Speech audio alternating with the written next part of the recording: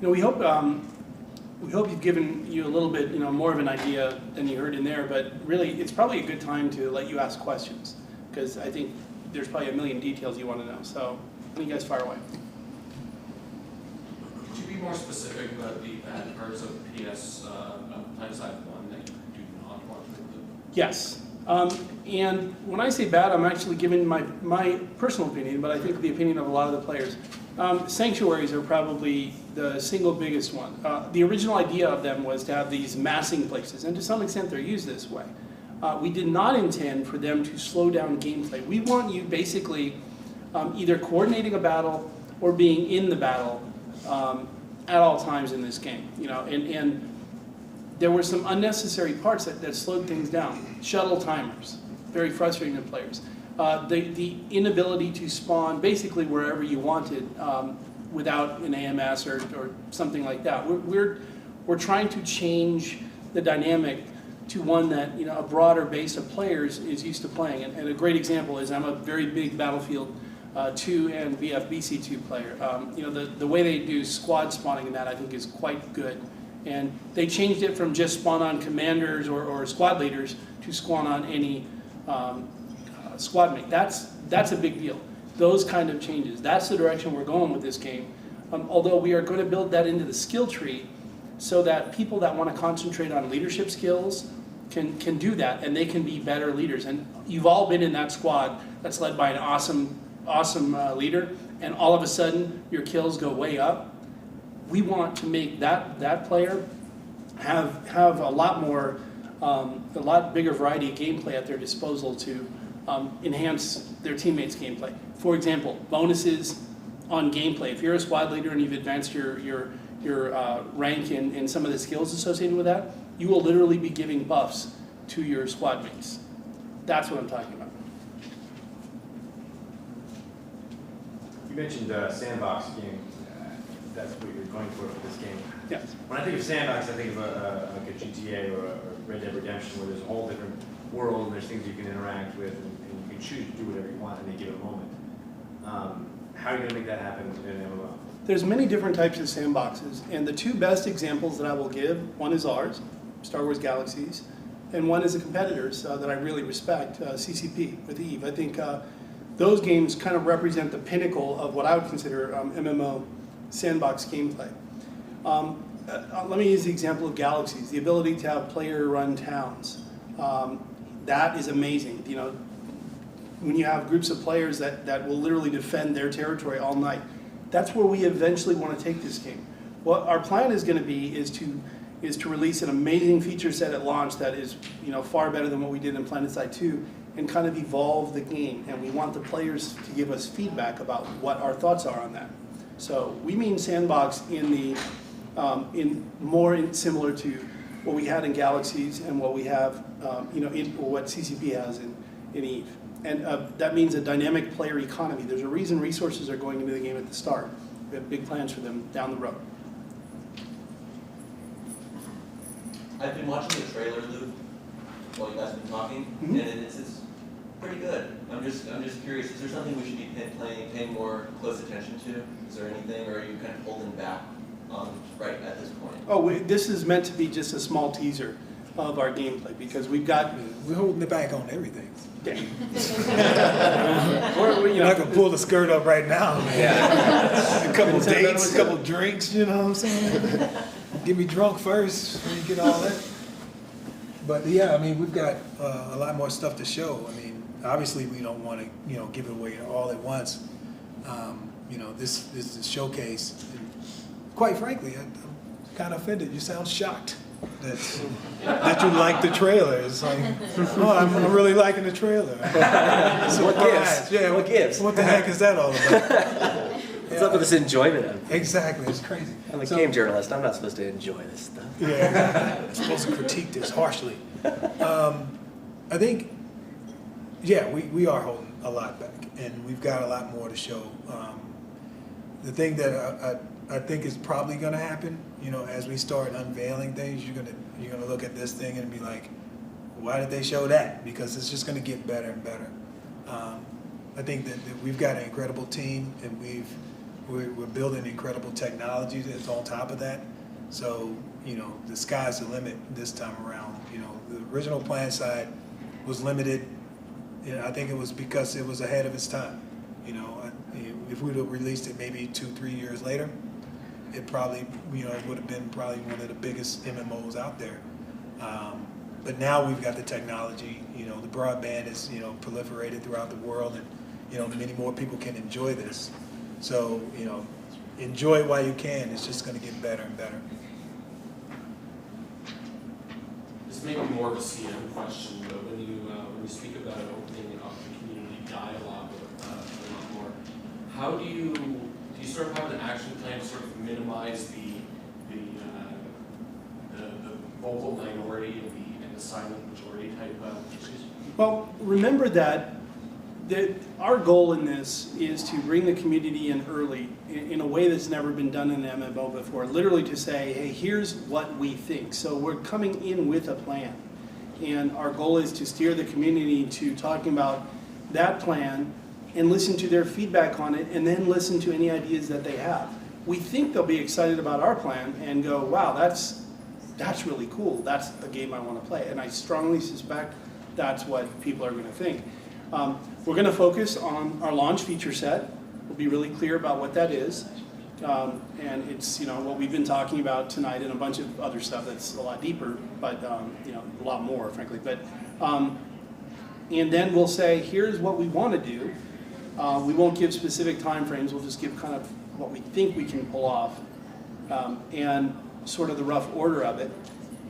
But, you know, when you launch an MMO, it's anybody's ballgame about what happens next. The community loves some features, hates others, and we gotta listen. And, you know, we're saying from the outset, we're gonna do that.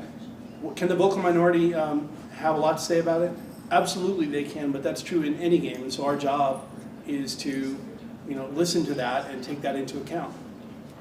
I mean, and we also have the tools to figure out like what people are doing most of the time.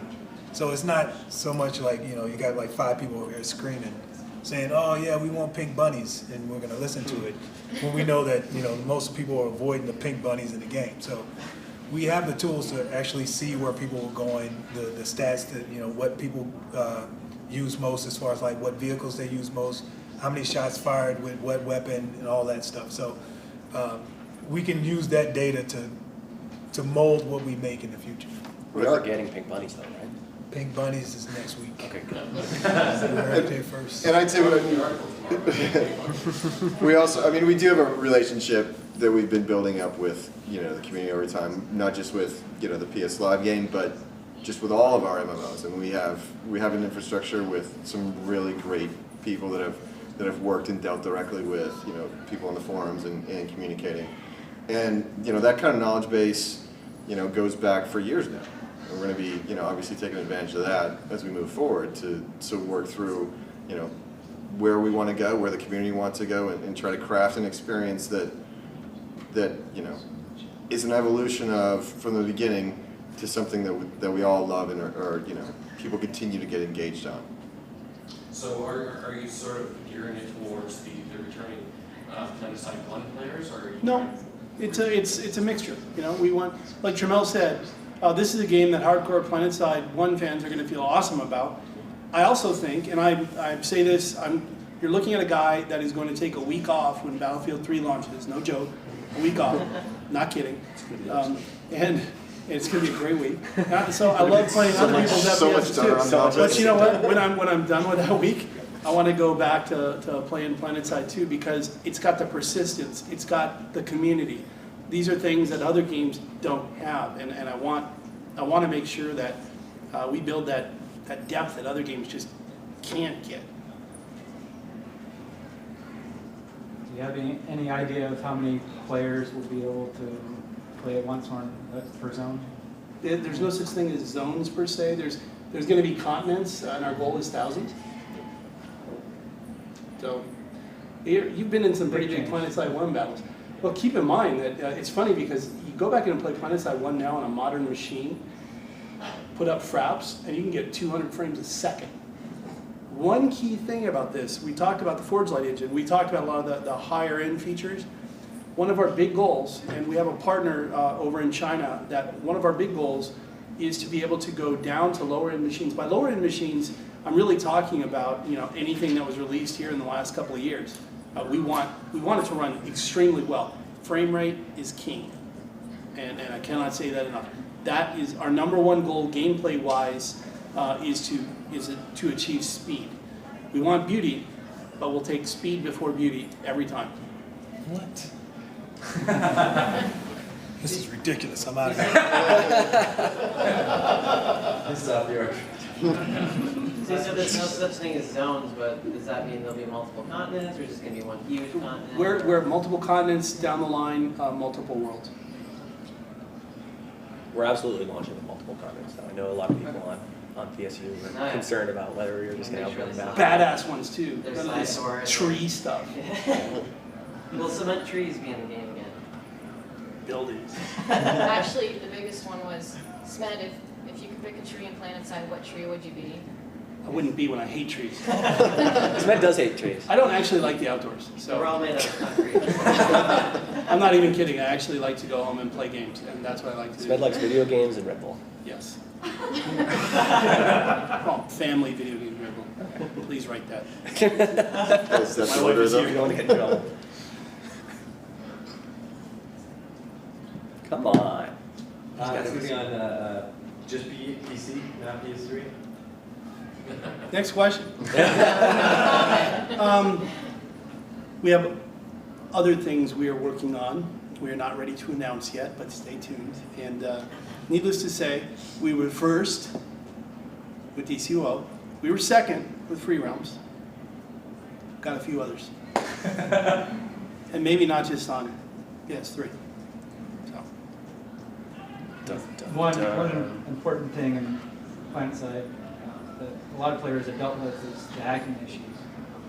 What sort of No mas. No more. what sort of advancements have you made in that area? We'll make some announcements, but we're going to be using a third-party anti-hacking system that's very popular. We're just not quite ready for the announcement yet. And we have a dedicated team that's going to be working on nothing but security. And so we get it.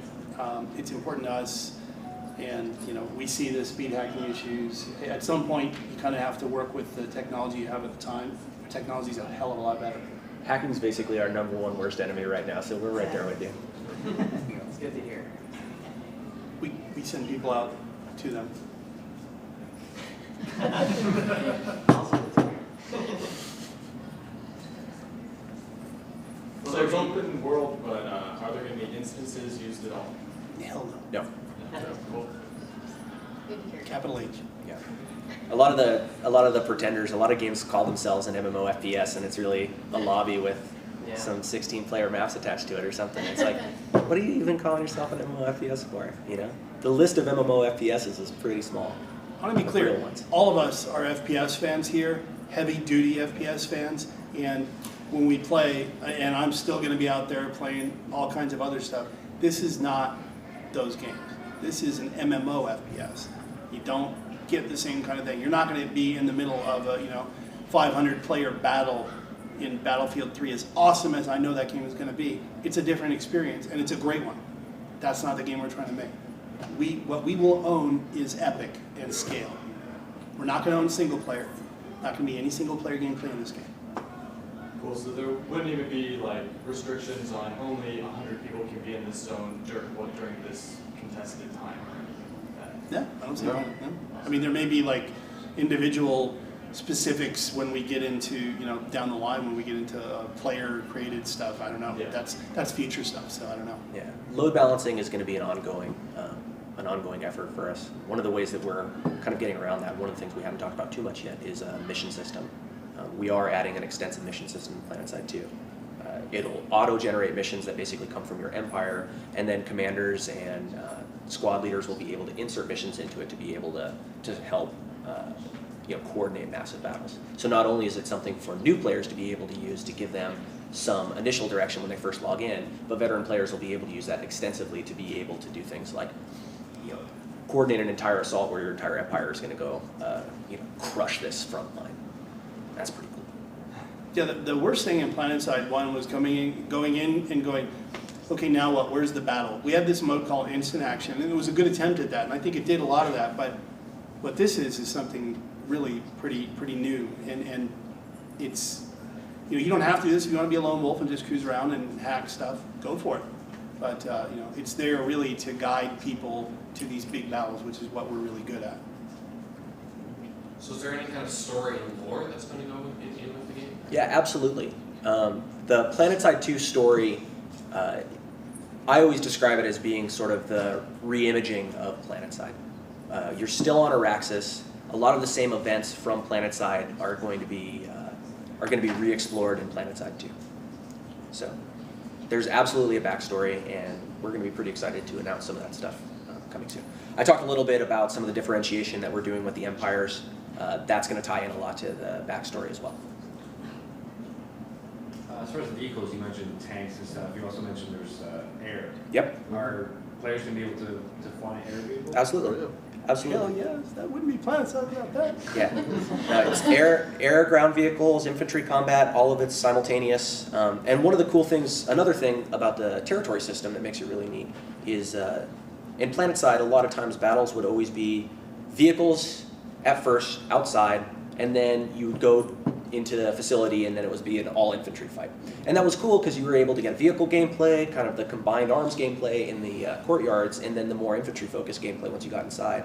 One of the things with PlanetSide 2 that's going to be really neat is now that we're having such heavily contested wilderness areas, you could have territory capture that's happening entirely in tanks. We could have a grasslands map that tank battles are the way that you capture territory. You never have to get out of your tank to be able to go capture territory. You have to get into the facility to capture that specific piece, but vast swaths of territory can be conquered that way.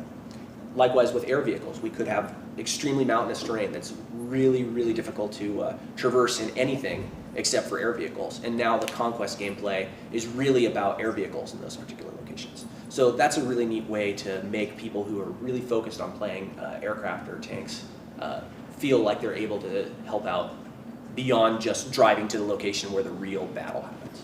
Also, it's important to note, in PlanetSide 1, we had a good variety of vehicles, and they did feel different. This is different. The best example that I think I could probably use is Battlefield 2, which I think was probably about the best vehicle gameplay. A jet pilot was not a chopper pilot, was not a tank, driver.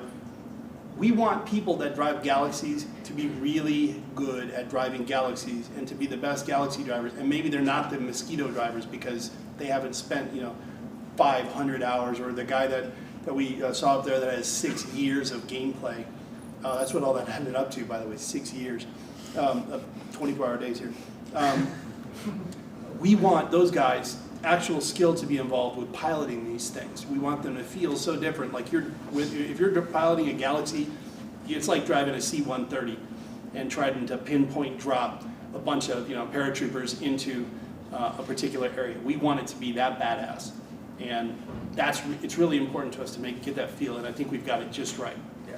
Every avenue of gameplay, we really want to make it feel visceral and exciting. So even if you're doing something that you might think is boring, like John's talking about being a transport driver, that's fun. Pretty boring. We're figuring out ways to make sure that activity is fun.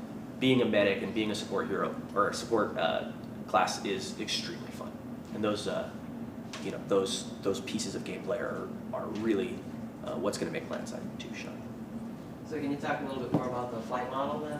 The original game, you were more stuck on a specific path. There was no barrel roll, flip, stuff like that. It's got all that stuff. Yeah, we've got all that. Stuff? It's got real physics attached to it. That was more like flying a camera in the old game is really the way to put it. That's true. And in this, it takes true skill, and aircraft can't do everything. You're not going to be able to do what you can in a Galaxy that you can do in a Mosquito. I mean, it's radically different. Yep. And that's one of the reasons, that's one of the places where the physics stuff really shines for us, is in vehicle gameplay. Not just the difference between air vehicles and ground vehicles, but even the difference between different ground vehicles. The physics system really makes you feel driving an ATV versus driving a tank. You're driving a heavy vehicle. I can't get that up a hill, whereas an ATV, I can, launch myself over that hill. By the way, something that wasn't clear, and maybe I'm not sure how much everybody heard what Brian Harvey was saying up there, but to make it clear, PhysX is a physics API that NVIDIA has, and it's awesome. It's very powerful. It's similar to Havoc and other things like that. It works on all video cards. It's not NVIDIA specific. If you have certain types of NVIDIA cards, it'll actually accelerate it. But our game is designed to kind of be independent of that. It runs great without it. How many individual territories? The region? On a map, Yeah. I would have to speculate at that right now, but it would be one of our maps right now would support hundreds of potential territories. Now we're actually going through them right now, and we're creating those territories, and they're visualized to players as a hex grid. Some regions are going to be 3 hexes, some might be 7, some might be 2, some might be 1, and these are going to even shift and evolve over time as resources sort of migrate, spawn and despawn to kind of keep things fresh. So right now we don't have a locked down number because we're still playtesting, figuring out. Hundreds. It could be fewer. It just depends on how many we decide to group up. But really we want it to be as granular as possible, because the idea of having a remote region way out there that is worth going all the way out there to capture requires that we have a very granular way that we can break the map up. So we're absolutely breaking it up. I'm sure most of you have probably played Civ 5. You know the way they do territory movement. It's something akin to that is probably the closest example of it, where you can actually get control of territory, maybe not necessarily by being there physically, but certainly being there physically is one way to do it. But maybe influence over areas is another way. I mean, there's multiple ways for us to do that. Yeah, certain types of facilities will exert more influence on how much territory they capture. In the wilderness, there'll be capture points that will capture smaller places. Towers will be out there that'll help you capture more territory. So, by the way, the central structure here, you remember the towers from PlanetSide? You have to if you played it. Just something I just wanted to point out there. This is for future. You'll notice those landing struts there. It's kind of interesting. I would point that out. Yeah, it's just an interesting piece. There's a lot more in there. It looks cool. Yeah, it looks really cool, but we have other plans for those. So on the territorial control system, how does that work? Is it based on the amount of players in the area? Is it based on the amount of kills? How does capturing that area work? You will be able to discreetly capture territory. So territory, every piece of territory, every region, all the territory is broken into different regions, and they are independently captured. So for instance, there might be a large region that's controlled by a facility, and you have to capture that facility. When you capture that facility, you own the entire region. There might be other areas that are captured just by a bunker that happens to be out in the wilderness somewhere. And by going to that bunker and essentially capturing that bunker, you capture that piece of territory. That's pretty cool. I mean, it's broken into a very granular hexagonal grid, if that's possible. Whatever you call a hexagonal overlay. And it's pretty neat how the territorial can move back and forth. And it's very different than what I've seen in other games. Yeah, it's really, the system, the capturing system, and this is going really deep into some of the gameplay stuff, but the way it works is based on your adjacent territory that your empire owns, you get bonuses to being able to capture territory that's connected to that. So in PlanetSide, one of the things that was added sort of late in the development cycle was the lattice system. And that basically was set up so that you couldn't capture this base unless you had these other ones. With PlanetSide 2, rather than having that system specifically, we have this system of adjacency. So the front line is constantly shifting and constantly evolving based on territory that's being captured. And you will be able to capture any piece of territory on the map, but you get significant bonuses to capturing ones that are adjacent to the territory that you already control. So backhacking is still something that someone can go do. If I want to, I can go into the middle of your territory and capture this piece of territory. It might take me 30 minutes to capture this one region, and then when your empire goes back there and recaptures it, might take them 30 seconds. So it might not be necessarily the smartest thing for you to go do. But if you want to gain a foothold over there, you're really interested in defending that territory, then it might be worth doing. But for the most part, the front line is going to be the place where people fight. People will be fighting on multiple fronts since we have multiple factions. But that front line is really going to determine what the most vulnerable territory to capture is. So, like I said, that goes probably a little deeper than most people want to hear, but that part of the system Not is down. really cool. You Yeah, wanna go I know back these there. guys Really, want what it. color is it? So how does the pace of gameplay compare to PlanetSide 1? I mean, sometimes you just sit in a base for 15 minutes when there's no real action. Then on the other hand, you go so fast, you fight for hours, and then you log in an hour later and it's all gone. Yeah. The pacing for PlanetSide 1, the moment-to-moment pacing for PlanetSide 2 is a lot faster than the pacing in PlanetSide. We have higher lethality for our weapons. We definitely are going for a more quickly paced game. Now we're balancing that by having things like squad spawning.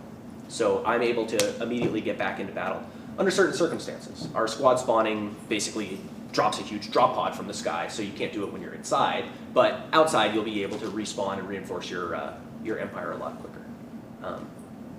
That kind of pacing is definitely a lot faster. The speed at which territory gets captured is actually a little bit different. It's harder for you to just blitz across territory in PlanetSide 2 because of the way that bonuses are levied on territory capture. So you'll notice when you log in, one of the things that we're adding is sort of a recap of what's happened since the last time you played the game. And you'll see how the territory has shifted since the last time you played, and sort of like, kind of like looking at a Doppler radar, of seeing the weather patterns moving. So it's really neat. You get an update on, oh, cool, here's what happened since the last time I played.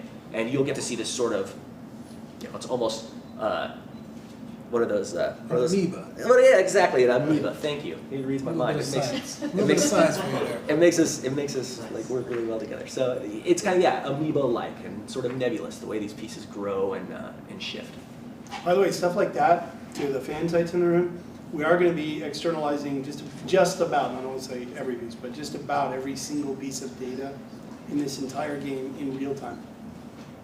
Yeah, so we do want people to be building web apps for this sort of stuff. We want people to be building, PlanetSide, every game nowadays, they have the cool little signature that you can get on your forums that shows off a neat little piece of what makes your character special. We want to really allow that to be something that people can mine so much data from. How many shots have you fired? All this sort of stuff. We really want, players to be able to build off of this data. And then, the cooler things they build, hopefully we'll steal that stuff and put it in ourselves too. Borrow. We don't steal. Co-opt. We don't steal. Co-op's like stealing. How are we doing on time, guys? We have a few more minutes. Okay, We're so starting sure. a little late, so if you guys want to keep asking questions. You mentioned that you're going to have several different contents when you launch. Can you talk a little bit about how they're going to look differently? We're only seeing kind of one look and feel in this trailer. Are they One all tiny different? area too. Yeah. Tiny Tiny area. corner. Well, we can say that they're going to look differently. I wouldn't want to. We're not ready to really go into detail on what each of them are, but I will give you a couple of big key pieces. Urban, or urban might be wrong. What happens if urban is destroyed? Ruined urban? Beirut, kind of urban. Yeah. Urban is an important part of what we're doing. But just as diverse as the original PlanetSide. Yeah. You know. You look at PlanetSide, they had volcanic continents, they had ice continents, forest continents, desert continents. And cactuses. Yeah. Cement trees. Trees and the cactuses. Yeah. He Hate outdoors. doesn't like foliage. He'd rather be rolling around on dirt. All flora is banned from the game. Yeah. Trees. Unfortunately, we got a few of those in there. We too. do. They're dead though. Notice there's no leaves. Yeah. Thank you. Yeah, trees. Anything else? You out there. This will be another deep one. Is there a command system in this game, like we expect in PlanetSide, like we had PlanetSide 1 with continental broadcast and things like that? Yes. Command rank and Yes. things like that? And it's accessed through the skill system. We actually have several different avenues for that. We have squad leadership, which we talked about briefly, which gives things like the ability to squad spawn, the ability to paint targets for your squad to attack, and eventually gives you buffs that affect your entire squad. And we have outfit level things like that too. And you will see the same sort of command benefits, such as orbital strikes, that sort of stuff, in PlanetSide 2 for sure. And cooler too. I mean, Yeah. the Cooler buffing stuff. system is, one of the more interesting parts of the game, because your skill tree, if you choose to make leadership one of your main focuses, you can truly affect people as a squad leader. So that's a big deal, and as a commander and outfit leader any other levels. And all this stuff is completely unexplored in other FPS games too. That's one of the things. I mean, PlanetSide is like Risk compared to Checkers for another FPS game. There's so much more going on in PlanetSide than any other FPS on the market, ever. This is it. We're making the game we want to play. So that's really, it is pretty simple. You know, we want to do something every night, and right now, there's a lot of other people's games that we play, and this is the one we want. And this is one we want, eventually, everybody to feel like, wow, I've never had this experience before in an FPS. So you talked about weapon upgrades a little bit. What does that mean? Is it accuracy type of stuff? Or? Sure. You know, we're very sensitive to not allowing players to get a significant amount of power growth. We definitely don't want new players to be significantly outclassed by veteran players. PlanetSide 1 probably has the most brilliant approach to flattening that I've ever seen in a game.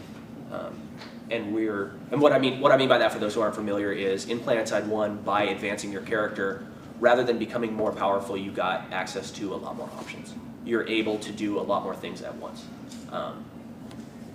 We're definitely being inspired by that same thing. We want players to be able to upgrade weapons, but what an upgrade to an assault rifle might do is allow you to unlock some different variants of that assault rifle that maybe have a slower fire rate and do more damage. And you'll select that one if you are comfortable with your own accuracy, but if you're kind of more of a I want to fire really quickly kind of player, then you're gonna use this. There will be direct upgrades, but we're only talking about having like a 15 to 20% maximum differential between the lowest player who's unlocked nothing and the highest player who is maxed out, including things like squad benefits and outfit benefits. So it will definitely affect your gameplay, and it'll affect your gameplay more in terms of what can I do at any one given time than it will in how powerful am I.